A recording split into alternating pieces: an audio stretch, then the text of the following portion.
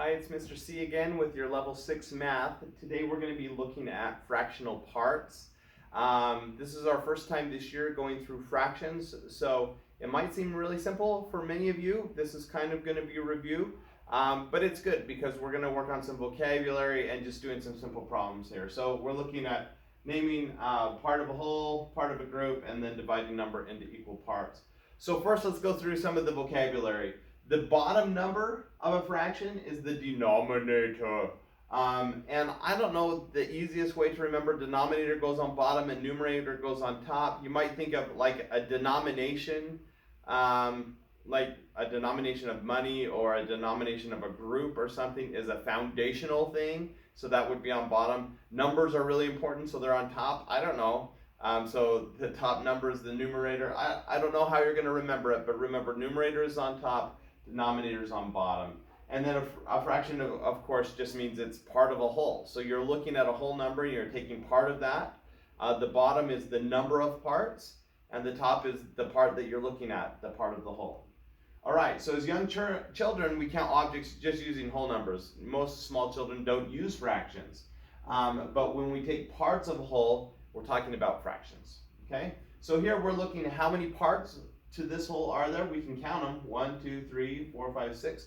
So there's 6 parts. That means the denominator is going to be a 6, and the number on top will be the shaded number, in this case 1. So this will be 1/6 because it's showing 1 part of 6 total parts, okay? 6 equal parts, 1 is shaded, 1/6. Another way you can do this is you can simply look at the whole group and divide it up into those parts. So if we're looking at 1/2 of 6, we can draw out 6 to see it visually, and then we can just put a line down and look at what half is. And even as adults, most people have some mental strategies for doing this. It's really good to be able to visualize what 1/2 of 6 looks like. So in your brain, you can think of 6 dots or maybe 6 blocks, and if you separate it, what will that look like? On a piece of paper, we often do this. We can fold it in half and see how many is on one side and how many is on the other side. So here, if we're looking at 1/2 of 6, we simply take 6, draw a line down the middle, and we can count. How many is in 1/2 of that? 1, 2, 3. If we have 1/3 of 6, we have to draw 2 lines. That becomes a little trickier, dividing into thirds. So you might have to eyeball it, or with a paper, fold it into thirds. But then when you do that, you can see that 1/3 of 6 is 1, 2. All right. So sometimes being able to put a mental picture is really helpful. Now, I like to use mental math when I'm doing fractions because I've practiced my facts, and I've gotten really good at this. And as you get older and as you practice this is going to be much easier. So I'm going to show you how to do this using mental math, and then we'll show how to work through it.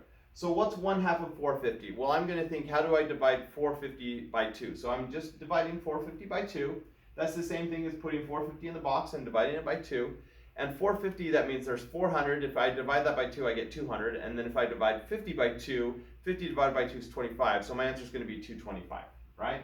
So the way we can do that, of course, to write it out is put the 450 in the box, divide by 2, and using long division, we can solve that is 225. So 1/2 of 450 is 225.